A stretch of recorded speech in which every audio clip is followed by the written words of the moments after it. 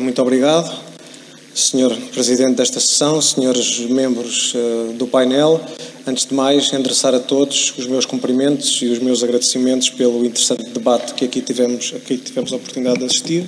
Cumprimentar também os senhores e senhores deputados e todos os participantes. Dizer desde já ao Sr. Presidente do painel, portanto, que não utilizarei todo o meu tempo e permitirei, portanto, assim acomodar, pelo menos parcialmente, os 5 minutos e meio a mais que o Sr. Deputado, o Sr. Vereador, aliás, Diogo Moura, utilizou. Muito resumidamente, pensando no comércio, e enfim, é um pouco difícil dissociar o comércio do turismo, mas efetivamente, hoje em dia, todos conhecemos as estatísticas, todos conhecemos os números, todos conhecemos de facto aquilo que é a realidade económica de hoje da cidade de Lisboa e penso que é absolutamente impossível pensar na economia da nossa cidade sem pensar no comércio e sem pensar no turismo. Um setor absolutamente vital. Todos nos lembramos, eu já tenho alguma idade, não sendo propriamente velho, mas de cruzar de facto ali, mesmo o centro da cidade, à noite, absolutamente deserto, portanto literalmente sem ninguém, aquelas ruas, portanto a Rua do Ouro, a Rua da Prata, aquelas ruas dos Correieiros, todas elas literalmente, enfim, sem ninguém, e de facto comparar aquilo com a realidade absolutamente viva e enfim, transbordante até de vida que hoje temos. Portanto, penso que ninguém pode negar a relevância, o peso e a estratégia que este setor tem na economia da nossa cidade. Queria também dar nota que foi um setor, ou foram 2 setores, se quisermos segmentar, que enfrentaram um desafio tremendo, um desafio terrível, eu diria quase que foi o desafio das suas vidas, que foi de facto a pandemia, foi absolutamente terrível, porque não há outra palavra para o classificar, e portanto dar aqui nota de que, com certeza que com erros, porque era uma situação absolutamente nova, inesperada e com proporções gigantescas, mas deixar nota daquilo que, ainda no tempo do anterior executivo esse apoiado pelo Partido Socialista e por outras forças políticas, mas que de facto lançou todo um programa de uma grande dimensão, eu penso de uma dimensão inédita, creio, e com múltiplas valências, que permitiu certamente manter muitos destes negócios e muitos destes operadores. Não todos, seguramente, muitos não resistiram, mas seguramente foi importante, de facto, e fico até contente de ter esse reconhecimento por parte da senhora Presidente da UACS.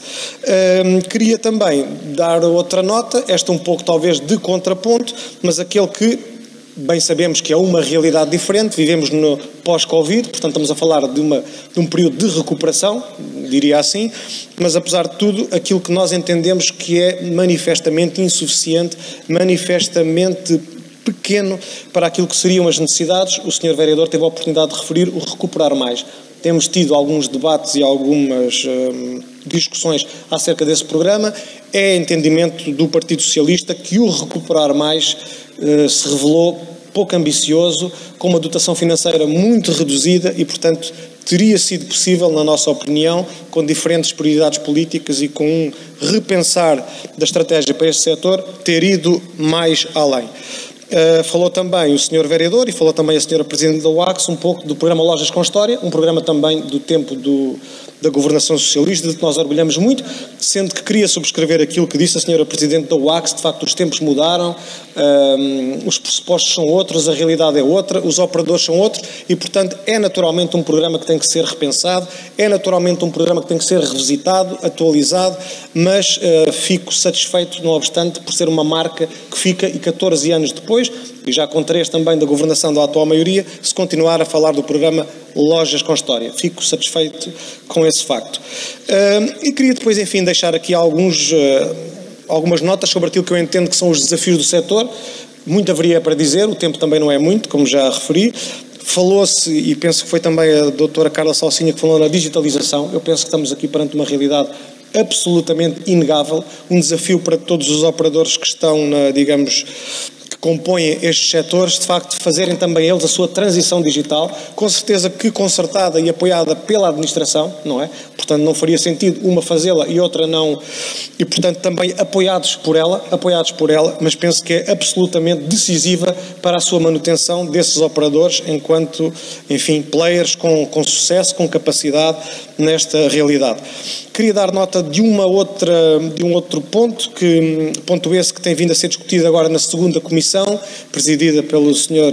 Deputado Martim Borges de Freitas, que cumprimento, que é a questão efetivamente de descentralizar de alguma forma aquilo que é a realidade também do comércio e também do turismo, isto é, portanto, quando pensamos hoje nestas realidades, pensamos muito no centro da cidade, pensamos muito numa zona que está absolutamente, não sei se enfim, sobrecarregada, digamos assim, de operadores, de visitantes e, portanto, urge efetivamente pensar e fazer essa reflexão sobre que estruturas, que pontos de interesse existem noutras áreas da cidade de Lisboa que de alguma forma permitam também aqui agir sobre essa realidade tão congestionada e, no fundo, fazer essa redistribuição dessa realidade. Penso que é um debate que vai continuar. Penso que Lisboa tem efetivamente muitos pontos com enorme potencial para fazermos todos essa discussão e para se poder, digamos, aqui chegar a alguma ideia interessante a esse respeito. Um ponto também sobre aquilo que foi referido relativamente à política fiscal. Sem dúvida que a política fiscal é importante, estamos a falar de operadores económicos e, portanto, naturalmente que eles e os seus representantes, genericamente, se baterão, e faz todo o sentido que assim seja, o contrário é que seria estranho e anormal, pelo desagravamento e por uma menor carga fiscal. Achamos que a carga fiscal que recai sobre estas entidades deve ser sempre revisitada e ponderada a todo o tempo. Agora, não devemos encará-la como o alfa e o ômega para a resolução de todos os problemas do setor. Penso que os problemas e os desafios vão muito para além daquilo que é a carga fiscal. Depois, um outro ponto que também gostaria aqui de referir, prende-se de facto com aquilo que é a compatibilização do comércio na cidade de Lisboa com quem cá vive, não é? Portanto, com os habitantes, com os moradores, como tão bem ficou expresso na intervenção que tivemos de uma senhora, portanto, moradora na Rua da Atalaia, creio. Portanto, esse é absolutamente um desafio, não é? Portanto, não podemos ter também uma cidade só de comércio, mas sem moradores. Isso seria, aliás, fatal e eu diria que no curto e médio prazo seria, aliás, a morte desse mesmo comércio. Quanto à fiscalização, a fiscalização foi referida, quer pelos senhores intervenientes, quer também pelos membros do painel. De facto, há que atuar, os poderes públicos têm que reforçar essa tarefa de fiscalização e, efetivamente, ela é insuficiente, ela é escassa. O senhor vereador Diogo Moura falou na questão do licenciamento zero. Está a terminar? Ok, vou ser muito rápido. Entendemos que o mesmo deve ser inclusivamente revogado para as zonas de diversão noturna. Portanto, 15 segundos. Queria falar mais um pouco, mas já percebi que o Sr. Presidente do painel entendeu dar mais prioridade à intervenção da Câmara. Fico-me por aqui. Muito obrigado. Muito obrigado.